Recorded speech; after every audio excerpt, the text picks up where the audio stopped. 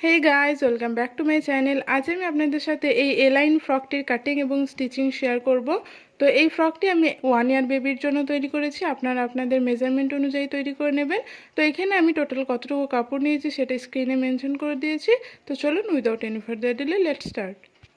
তো ফার্স্টে আমি এখানে ব্যাক পার্টের কাটিং করে নেব। এর জন্য এখানে সিঙ্গেল পিসে আমি একটি কাপড় নিয়ে নিয়েছি।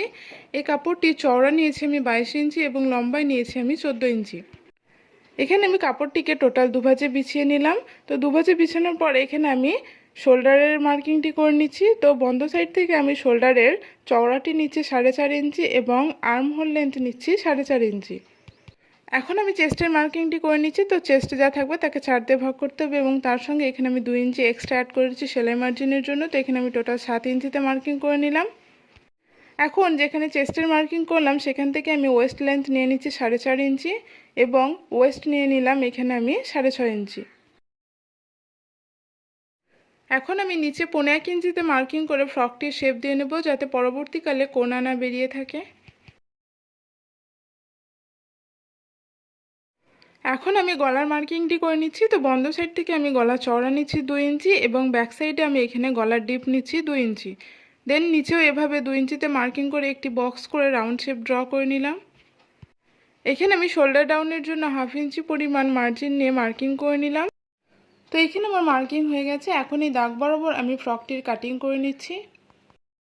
তো এখানে আমি দাগ বরাবর ফ্রকটির কাটিং করে নিলাম। এখন আমি ব্যাক পার্টে হুক পট্টির জন্য এখানে 3 ইঞ্চিতে মার্কিং করে নিচ্ছি। আপনারা চাইলে এখানে 4 ইঞ্চিতেও মার্কিং করতে পারেন। এখন আমি ফ্রন্ট পার্টের কাটিং করব। এর জন্য এখানে আমি দুভাজে কাপড় বিছিয়ে নিয়েছি। তো দুভাজে কাপড় বিছানোর পর এখানে আমি কাপড়টির চওড়া নিয়েছি 15 ইঞ্চি এবং লম্বায় নিয়েছি 14 ইঞ্চি।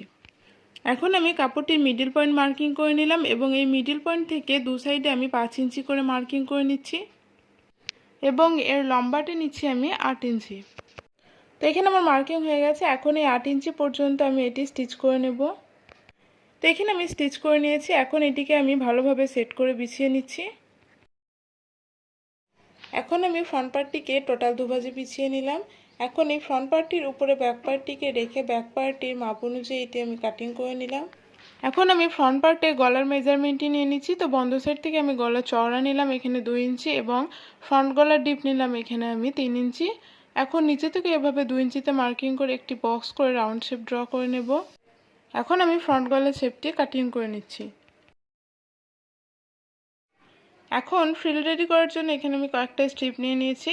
এই স্ট্রিপগুলোর এখানে আমি চওড়া রেখেছি 34 ইঞ্চি এবং লম্বায় রেখেছি এখানে আমি 6 ইঞ্চি। এখন আমি স্টিচিং করে নেব। এর জন্য ফার্স্টে এখানে ব্যাক পার্টে হুক পট্টিটি অ্যাটাচ করে নেব। এর জন্য এখানে আমি একটি স্ট্রিপ নিয়ে নিয়েছি। এই স্ট্রিপটির চওড়া নিয়েছি আমি 2.5 ইঞ্চি এবং লম্বায় নিয়েছি আমি 4 ইঞ্চি। এখন এই স্ট্রিপটিকে আমি ব্যাক পার্টে অ্যাটাচ করব। এর জন্য এখানে আমি মিডলে কাট বসিয়ে দিলাম।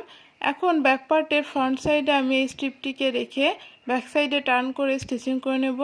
এখন আমি শোল্ডার অ্যাটাচ করবো। এর জন্য এখানে আমি ব্যাক পার্টটিকে সোজা সাইডে বিছিয়ে নিয়েছি। এখন এর উপর আমি ফ্রন্ট পার্টটিকে উল্টো করে রেখে 1/2 ইঞ্চি পরিমাণ মার্জিন নিয়ে শোল্ডার অ্যাটাচ করে নেব। তো এখানে আমি শোল্ডার জয়েন করে নিয়েছি। এখন আমি গলায় এবং আর্ম হোলে স্ট্রিপ অ্যাটাচ করব। এর জন্য এখানে আমি 1 ইঞ্চি চওড়া ক্রস স্ট্রিপ আগে থেকে কাটিং করে রেখেছি। এখন এই স্ট্রিপগুলিকে আমি গলায় এবং আর্ম হোলে এভাবে অ্যাটাচ করে নেব। তো এখানে আমি গলায় এবং আর্ম হোলে স্ট্রিপ অ্যাটাচ করে নিয়েছি। এখন আমি ফ্রিল রেডি করে নেব। এর জন্য এখানে আমি স্ট্রিপগুলো নিয়ে নিয়েছি। এখন এই স্ট্রিপগুলিকে আমি মিডিলে এভাবে জয়েন্ট করে নেব।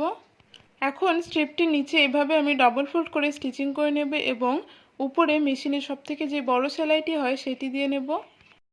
তো এখানে আমি উপরে মেশিনের সবথেকে যে বড় সেলাইটি হয় সেটি দিয়ে নিয়েছি এবং বটমে ডবল ফোল্ড করে স্টিচিং করে নিয়েছি। এখন সুতোর একটি অংশ ধরে আমি এটি গ্যাদার করে নিচ্ছি।